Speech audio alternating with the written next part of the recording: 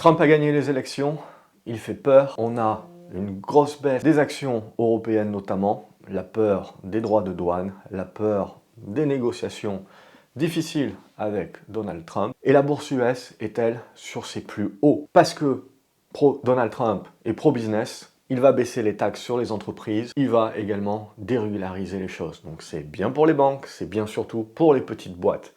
Mais au-delà de cela, Trump aussi, ce qu'il veut, c'est un dollar faible pour pouvoir gérer son déficit, pour pouvoir mettre en place ses investissements et ce qu'il a en place, et notamment le protectionnisme. Et ce qu'il se passe, c'est exactement l'inverse. On a les taux qui montent au-delà des 4,5% aux US, et ils peuvent encore continuer de monter, et on a le dollar qui se renforce. Et ça, c'est une bonne nouvelle pour la fuite des capitaux vers les US, pour l'investissement, mais c'est une mauvaise nouvelle à terme. Et donc, là où il faut faire attention, c'est de penser que Trump est d'ores et déjà en train de mettre en place les choses alors qu'on n'en sait pas plus. Le protectionnisme, les droits de douane, il faut encore savoir de combien on parle. Les taxes, il faut savoir de combien on parle. Il va certainement avoir la majorité à la Chambre également, ce qui va lui permettre une pleine latitude. Mais il ne faut pas oublier qu'il y a des midterms et il ne faut pas oublier que le plus grand danger, au final, pour moi, ça serait de toucher à la confiance du marché. Et cette confiance du marché, c'est la Fed, c'est le prêteur en dernier ressort. Et Donald Trump, il va en avoir besoin. Il peut faire il peut dire tout ce qu'il veut sur Powell, etc. Powell ne peut être éjecté que début 2026, pas avant. Il faudra, quand on éjecte Powell, mettre quelqu'un qui va ensuite baisser les taux, alors qu'on n'en a pas nécessairement besoin sur l'économie. Mais que ce soit le protectionnisme ou que ce soit baisser les taux alors qu'il n'y a pas de récession ou de ralentissement flagrant, ou les baisser trop fortement, ou relancer même le quantitative easing, ça peut au contraire relancer l'inflation. Si on relance l'inflation, on a également un impact sur les taux, sur la dette des États-Unis, sur le déficit, sur ce qu'on peut faire. Le plafond de la dette va revenir sur le devant de la scène. Donc, il y a tout un tas de choses qui sont actuellement anticipées par le marché et qui sont déjà dans les prix. Et tout un tas de choses où il va falloir attendre de savoir de combien on parle et savoir exactement, si vous voulez, si Trump va utiliser ce qu'il sait faire le mieux, c'est la menace pour essayer de négocier les choses. Parce que quand on parle de guerre commerciale, il faut bien penser, si vous voulez, le mot guerre n'est pas adapté. Trump, il aime bien menacer et, si vous voulez, être dans un bras de fer pour négocier les meilleurs avantages. C'est un négociateur à la base. Et il ne faut pas oublier donc que même pour la Chine, on va vers des négociations. Donc c'est ça qu'il faut vraiment se projeter et il faut faire attention, je serais tenté de se dire, justement au court terme et à ce que les marchés sont déjà en train d'anticiper dans le meilleur des mondes, si vous voulez, pour l'augmentation des profits par le fait qu'il y aura la baisse des taxes. Et donc c'est surtout les petites boîtes qui vont en profiter le plus. Mais au-delà de cela, il faut bien regarder les taux et donc les valorisations. Le price-earning ratio, c'est quelque chose qui est imparfait, mais on va quand même le prendre. Aujourd'hui, le S&P 500, il vaut 26 fois les profits et 22-23 fois les profits futurs de l'année prochaine. Ce qu'on est en train de jouer par l'augmentation actuellement du S&P 500, c'est le fait que les profits vont croître l'année prochaine grâce à la baisse de taxes de Trump. C'est-à-dire qu'aujourd'hui, on a déjà beaucoup de choses qui sont dans les prix. Et quand on dit qu'on paye 26 fois les profits futurs, ça veut dire que globalement, on a un rendement de 4% actuellement sur la bourse américaine. Et vous avez un rendement à 10 ans sur du sans risque qui est à 4,5%, voire qui peut monter plus. Donc de deux choses l'une. Soit le marché est en train d'acheter ce que Trump fait, mais derrière, il y a une question existentielle qui se pose pour les gros gestionnaires et les fonds de pension, etc. C'est de dire, pourquoi je vais aller prendre du risque sur le marché américain aujourd'hui, qui me délivre du 4% de rendement parce qu'il y a la hype, il y a beaucoup de flux, donc on a le dollar qui est fort, donc on a tous les flux mondiaux qui viennent également sur le marché américain. Mais au-delà de ça, est-ce que c'est vraiment durable? Parce que je récupère du 4% de rendement, alors que sans me casser les fesses, je peux aller récupérer du 4,5% sans risque. C'est de l'État américain, ça ne fera pas faillite. Et je peux voir venir, parce que le ralentissement économique, est-ce qu'il va être plus grand, moins grand?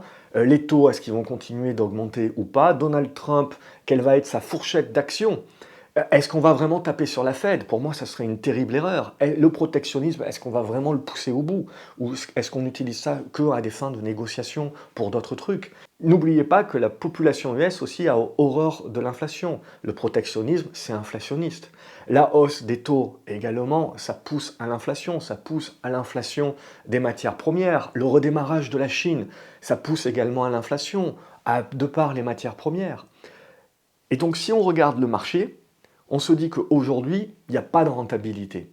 Or, il faut ensuite sortir du fait que le S&P 500 est concentré sur 30% de tech qui se paye au-delà des 25-30 fois les profits. Donc la rentabilité est inférieure à du 10 ans pour une prise de risque, même si on part du principe que ces sociétés-là ont de la visibilité, etc. On part du principe également que ces sociétés-là sont en train d'énormément investir dans l'IA. Ces investissements, selon la comptabilité US, n'oubliez jamais ça, ça vient en dépenses, si vous voulez. C'est intégré, c'est amortisation et dépréciation au fur et à mesure du temps de vie de ces investissements. Ça veut dire que ça va venir rogner les résultats nets. Aujourd'hui, Microsoft, si vous regardez ces investissements dans l'IA qui ont été précédemment faits, qui sont amortis et dépréciés, c'est 30% de résultats nets. Et ça ne va ne faire que croître à l'avenir. C'est-à-dire qu'à un moment donné ou à un autre, le marché peut décider de prendre peur, soit parce que les taux sont trop hauts, et donc ça ne vaut pas le coup d'acheter aujourd'hui des actions pour récupérer 4% de rentabilité au niveau de valorisation actuelle, alors que je peux avoir du 4,5 sans risque à côté sur de l'obligataire. Soit parce que finalement j'ai déjà intégré la baisse, l'augmentation des profits de ces sociétés-là par la baisse des impôts de Trump, mais je n'ai pas encore aujourd'hui intégré le fait qu'éventuellement les profits vont stagner, voire baisser, parce que mon IA, ça ne va pas délivrer tout de suite, si ça délivre, et surtout, j'ai des investissements énormes qui vont venir être amortis et dépréciés selon ma comptabilité US au fur et à mesure. C'est comme le goodwill, si vous voulez. À un moment donné, c'est le marketing, tout ça, ce sont des investissements, mais c'est intégré dans les dépenses. Et c'est pour ça qu'on a beaucoup de sociétés qui perdent de l'argent aux US, mais essentiellement parce qu'ils ont des grosses dépenses en marketing pour essayer de booster leur chiffre d'affaires. Et une fois qu'ils ont atteint un peu plus de maturité, ils réduisent leurs dépenses marketing et tout de suite, ils peuvent récupérer une rentabilité, ils peuvent sortir du résultat net. Donc c'est exactement la même chose ici. Donc pour moi, évidemment, le PE ratio, c'est imparfait. Il faut aussi prendre en compte les niveaux de dette des entreprises. Mais comme je vous ai toujours dit, le consommateur et l'endettement, c'est plutôt sain quand même, par rapport aux États qui sont aujourd'hui gonflés. Donc si on part du principe que les États doivent réduire un petit peu plus leur défense et leur déficit fiscal, c'est essentiellement la Banque centrale, la Fed, qui devra lancer du quantitative easing à la place du quantitative tightening pour essayer d'équilibrer les choses. Donc c'est absolument pas le bon moment, si vous voulez, pour faire perdre confiance en chamboulant tout, en remettant en cause la Fed, voire même Powell, si vous voulez, en mettant en 2026 peut-être quelqu'un qui baissera les taux alors que ça va faire perdre le sentiment d'indépendance de la Fed et ça va faire perdre la confiance. Pour moi, le plus gros risque, il est là, la perte de confiance dans la Fed, parce que ce qui nous tient depuis des années, si vous voulez, c'est la confiance absolue du marché dans les banques centrales. Et la Fed, depuis le Covid, on peut dire ce qu'on veut, mais fait un sans faute dans sa capacité justement à prendre le temps dans l'augmentation et dans la baisse des taux. On peut dire qu'elle a été en retard, elle peut dire qu'elle a été en avance, peu importe, mais aujourd'hui elle a créé une stabilité par le fait qu'on ne prend pas les décisions de manière hâtive. Si on a quelqu'un qui, au bon vouloir de Trump, baisse les taux comme ça sans raison apparente, ça va casser ça. Et ça pour moi c'est le plus grand risque, c'est de casser cette confiance-là en réintroduisant de la volatilité justement et de l'incertitude. Ça serait pour moi le plus gros choc et le plus grand bouleversement que Trump pourrait faire au-delà du protectionnisme, etc., dont on ne sait pas encore les tenants et aboutissants et de combien on parle vraiment. N'oublions pas que Trump a déjà fait du protectionnisme sur son mandat 2016-2020, l'inflation n'est pas remontée. Okay, tout le monde explique que l'inflation va remonter, l'inflation est restée à 2%. Ce qui fait monter vraiment l'inflation, ce n'est pas le quantitative easing de la Fed, l'inflation, je parle pour le consommateur, hein, pas l'inflation des actifs, c'est essentiellement les déficits fiscaux des États et un petit peu le jarros gratuit. C'est ça qui crée l'inflation, c'est ça qui a créé l'inflation post-Covid. Donc c'est ça qu'il faut résorber si on veut revenir à des niveaux d'inflation à 2-3% qui sont suffisants, si vous voulez, pour résorber un petit peu de dette, suffisants pour motiver une inflation linéaire et l'économie et pas la tuer, en conservant toujours des hausses de salaire qui sont au-dessus de l'inflation. À partir du moment où les hausses de salaire ne sont plus au-dessus de l'inflation, c'est là où vous commencez à avoir un problème. Donc il suffit que les profits futurs stagnent, voire baissent, pour que le marché interprète qu'on est trop survalorisé par rapport à l'obligataire. C'est-à-dire que pour que les actions redeviennent intéressantes, il faut que les valorisations baissent, il faut que les cours baissent à niveau. Donc c'est ça qu'il faut bien intégrer si vous voulez. Si on se projette à 6 mois, 9 mois, 1 an. Et au-delà de cela, le S&P, on sait qu'il est concentré dans ce type de valeurs-là. Mais également, si on sort de la tête des grands indices, on a tout un tas de secteurs d'activité, l'énergie, les banques, les utilities. On peut pousser également sur l'énergie au sens large, et finalement, même au-delà de cela, sur l'automobile, les équipementiers automobiles. Très bien, c'est une affaire de cycle. Mais si on regarde les industriels, les valeurs plus cycliques value, aujourd'hui vous payez des PE à 5 ou 10 fois. C'est-à-dire que vous avez encore une rentabilité sur ce type de valeur-là, 20 ou 10% de rendement, ce qui est bien au-delà de ce que vous pouvez vous récupérer aujourd'hui à du 4,5-5% sur le taux 10 ans. C'est-à-dire que si je suis gestionnaire de fonds, si je gère vraiment des gros actifs, aujourd'hui j'ai un intérêt par rapport à mes actions qui sont chèrement valorisées à me demander est-ce qu'elles peuvent encore continuer d'augmenter leurs profits? Si oui, eh ben, leur rentabilité est encore supérieure à l'obligataire, donc je peux pousser le truc. Mais l'idée que je commence à me faire, c'est que nécessairement leur rentabilité future est moindre que ce qui est dans mon rétroviseur. C'est-à-dire que je dois déjà penser, si ces valeurs-là restent concentrées dans les indices, que je vais avoir une moindre rentabilité dans les années à venir sur mon indice que ce que j'ai pu avoir sur les 10 dernières. À 9 ou 10% de moyenne, potentiellement, je suis à 2 ou 3 sur les prochaines années. Ce que je dois faire, c'est soit je diversifie sur de l'obligataire pour choper du 4,5-5% en attendant de voir sur du sans risque, soit je dois rediversifier mon portefeuille. J'ai passé les dernières années à concentrer mon portefeuille. Aujourd'hui, je dois le rediversifier et je dois aller chercher, pas vendre toute la tech, globalement, mais je dois prendre des profits sur la tech pour aller chercher du rendement ailleurs et me protéger en allant chercher des cycliques value qui vont me délivrer aujourd'hui du 10 ou 15, 20% de rendement parce qu'on est sur des PE qui ne se payent pas cher. Évidemment, il y a de la dette, évidemment, c'est de la cyclique, mais aujourd'hui, ce qu'il faut bien vous dire, c'est que sur ces cycliques industriels, le plus gros des investissements ont été faits ces précédentes années, alors que si on regarde la tech, le plus gros des investissements est en train de se faire maintenant. Et donc toute la question à se poser, est-ce que les investissements seront rentables alors qu'ils sont massifs? N'oubliez jamais ce qui s'est passé sur Meta quand on s'est dit que Metaverse, ça faisait un gouffre de CAPEX et on doutait sur la fin et la rentabilité du machin. Tout ça, on pourra le savoir, si vous voulez, que dans plusieurs mois, plusieurs années. Mais il y a forcément un laps de temps où le marché va douter. Et le marché peut très bien douter en se disant qu'il a déjà intégré les baisses d'impôts et le meilleur de Donald Trump, et que potentiellement, on le sait bien, Trump aussi, il peut potentiellement apprécier Tesla et compagnie, mais Google, Microsoft et Amazon sont pro-démocrates, et on sait très bien que les Américains aiment bien, comme à l'époque de Microsoft dans les années 90, comme à l'époque de Facebook aussi il y a quelques années, aiment bien toujours relancer le coup de « ils sont trop gros », il faut les démanteler. Et on peut penser que Trump, si vous voulez, sera un petit peu entre deux, entre taper sur les géants parce que ça va taper sur la bourse, mais en même temps essayer d'asseoir son pouvoir également en réduisant le pouvoir de ces grosses boîtes. Donc ça aussi pour moi c'est un facteur de risque où le politique peut prendre le dessus sur la bourse. Aujourd'hui je pense qu'on pense trop que Trump est pro-bourse, mais on ne pense pas assez que finalement ces désirata de pro-bourse peuvent aller en dessous de ces désirata politiques dorénavant et d'asseoir un petit peu plus son pouvoir. Et donc il faut bien la faire attention si vous voulez pas les premiers mois, parce que ça va être surtout, je pense, de la rhétorique, mais surtout sur la fin d'année 2025, début 2026, c'est là où, s'il le veut, il peut enclencher beaucoup de choses, notamment sur la Fed. Et c'est là, pour moi, où il y aura le gros du risque. Et attention, le marché boursier, c'est pas parce qu'éventuellement il le fera en 2026 qu'il ne peut pas en parler avant et que le marché ne peut pas intégrer ça avant.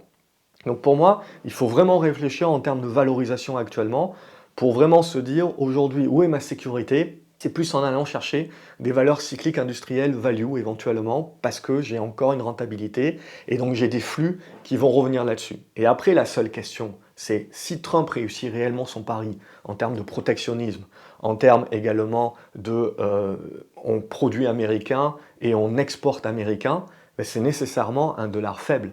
Et un dollar faible, ça permet finalement d'aider les Européens, d'aider les Chinois, d'aider tous les pays émergents qui ont de la dette en US dollars. Finalement aussi, c'est ça aussi, on parle toujours du dollar fort, mais les États-Unis ont plus que jamais besoin d'un dollar plus faible. Et en termes de bourse, on a plus que jamais également pour une rotation au-delà du secteur, pour une rotation plus internationale, avec également une rediversification des portefeuilles à l'international, on a plus que jamais besoin d'un dollar faible. Alors évidemment, aujourd'hui, ce n'est pas ce que l'on voit, mais il faut, je pense, se projeter sur beaucoup d'éléments au-delà de ce que l'on voit qui se passe actuellement à chaud, alors que Trump n'est même pas investi. Et il faudra certainement se reposer les bonnes questions de qu'est-ce que tout cela veut dire plus à moyen terme. Et c'est l'objet de cette vidéo, de vous dire, ok, on se projette et on réfléchit à qu'est-ce que tout ça veut dire pour le moyen terme. Et je vous invite dans les commentaires à me dire ce que vous en pensez, quels sont les points éventuels sur lesquels vous rebondissez avec moi, ou les points dont je n'ai pas forcément parlé et où on peut être plus exhaustif et éventuellement appuyer sur ce point aussi. N'oubliez jamais, pour conclure, que la bourse est une question d'offre et demande. Donc j'ai besoin des flux. Aujourd'hui, tous les flux sont sur les US. Mais on voit qu'un certain nombre de choses peuvent changer et retirer un certain nombre de flux. Et comme si vous voulez, les US, on peut leur retirer des flux sans que ça change vraiment grand-chose. Mais comme tous les marchés internationaux depuis des années sont en manque de flux, ils sont asséchés et il suffit de pas grand-chose comme flux qui reviennent si vous voulez pour créer justement des mouvements beaucoup plus larges relativement parlant. Donc c'est là aussi où le marché se pose les questions au niveau de qu'est-ce qui est pas cher, parce que ce qui est cher, c'est très souvent une question de, il y a de la visibilité, donc c'est hype, c'est tendance, c'est momentum. Et on aurait tort, si vous voulez, de regarder et d'acheter des choses juste parce qu'elles sont pas chères, c'est en règle générale parce qu'il y a un loup. Mais là, en l'occurrence, si vous voulez, aujourd'hui, lorsqu'on a bien profité justement de ce qui était cher, qu'on a bien performé, la question à se poser maintenant, c'est comment je joue un petit peu plus défensif. Et défensif, ça passe par la diversification et ça passe par acheter finalement ce qui est moins cher aussi. Alors il y a un tri sélectif qui est fait, les trucs les plus endettés seront certainement mis de côté, mais quand la dette est encore raisonnable, il y a un certain nombre de valeurs et de secteurs d'activité qui peuvent intéresser, et à l'international aussi. Donc je pense qu'il ne faut pas sous-estimer la masse monétaire, la masse d'argent, de liquidité qu'il y a encore. Il ne faut pas sous-estimer également tout l'argent qu'il y a sur l'obligataire de court terme. Et là, les taux sont en train d'augmenter, donc la question ne se pose pas. Mais si Trump réussit son pari, les taux vont baisser. Et à partir du moment où les taux baissent, tout cet argent sur les obligations de court terme se pose la question de où est-ce que je les investis. Est-ce que je vais rapidement les investir sur des taux à long terme pour rapidement récupérer mon 4,5-5% en mode je dors tranquille pour les prochaines années et je verrai plus tard? Ou est-ce que je vais chercher les actions? Mais je ne vais pas chercher forcément les actions de la tech parce qu'on l'a vu, je n'ai pas une rentabilité, je n'ai pas une prime de risque qui est suffisante. Je vais chercher plus de l'industriel, qui peut en plus profiter de tout ce que Trump va mettre en place et qui peut en plus profiter du fait qu'on ait des valorisations qui sont basses et éventuellement dans une rotation de flux qui peut se mettre en place, alors qu'on est sur des valeurs qui ont été asséchées de liquidités depuis des années.